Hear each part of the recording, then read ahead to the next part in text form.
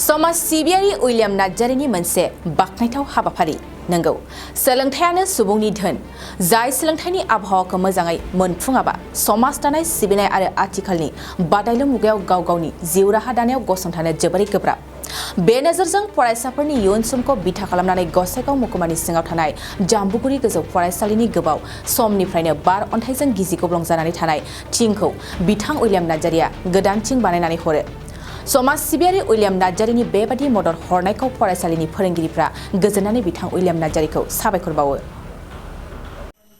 बेखौ फोरमायनो थाखायनो लेंहरनाय जादों। बे जाबाय जाम्बुगुरि हाइ स्कुला थांनाय एप्रिल दाननि 2 तारिखनि हरनि समाव बेबादि मोनसे मिथिंगायारि जाथायनि गेजेरजों जोंनि बे एरियायाव गोबां मानसिफोरनि न'फ्रा खहा जादों। थिग बेबादिनो जोंनि जाम्बुगुरि हाइ स्कुलनि जे न'नि जेनाखि थिं बे थिंआ कमप्लिट गब्लंदों बा डेमेज जाजोबदों। दा बेखौ लानानै जोङो गोबां सिन्था दंमोन जाम्बुगुरि हाइ स्कुला, मानोना जोङो सरकारनिफ्राय बेबादि मोनसे अफिसियेलि मोन्थाय जोङो मोननो थाङा। बे हिसाबै जोङो गोबां दुखु दंमोन।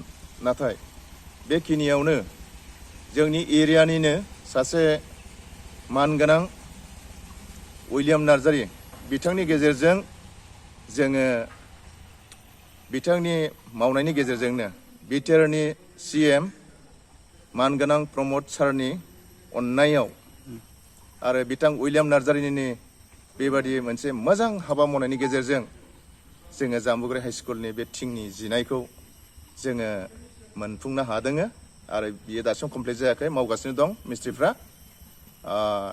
जोङो बेखौ मोननानै जोंनि जाम्बुगुरि गथै स्कुलनि ME स्कुलानो होन हाइ स्कुलानो होन गोबां रंजानाय दं। गथ'फोरनि इयुन जिबनाव माबा मोनसे जौगाथायनि सोलोंथाइ लानो हालांगोन मोजां न'आव, आरो बे फरायसालिनि गेजेरजों जोंहा गथ'फोरनि इयुन बा फिउचार दालांनांगौनि जोंहा साननाय दं।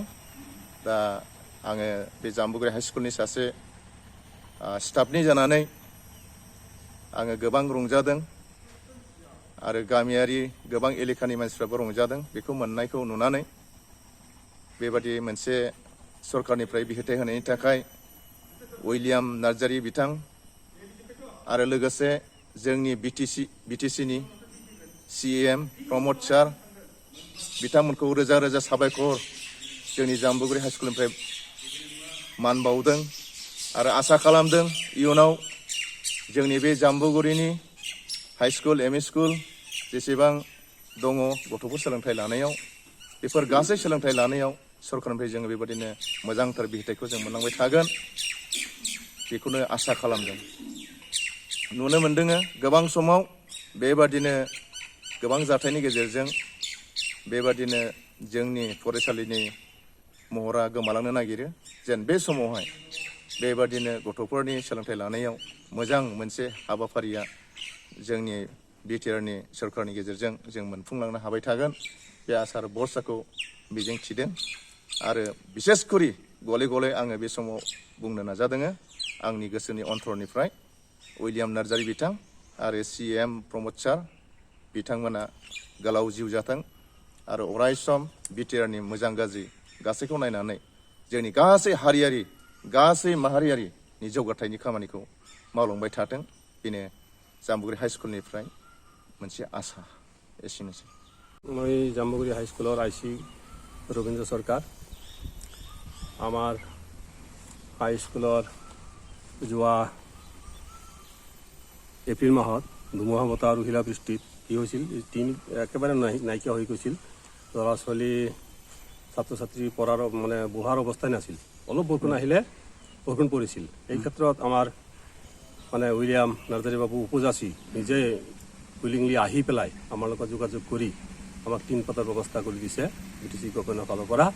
সেইকাৰণে মই ব্যক্তিগতভাৱে জাম্বুগুৰি ME আৰু হাই স্কুলৰ সমূহ শিক্ষক শিক্ষয়িত্ৰীৰ ফালৰ পৰা মই বিশেষকৈ উইলিয়াম বাবুক ধন্যবাদ জ্ঞাপন কৰিছোঁ।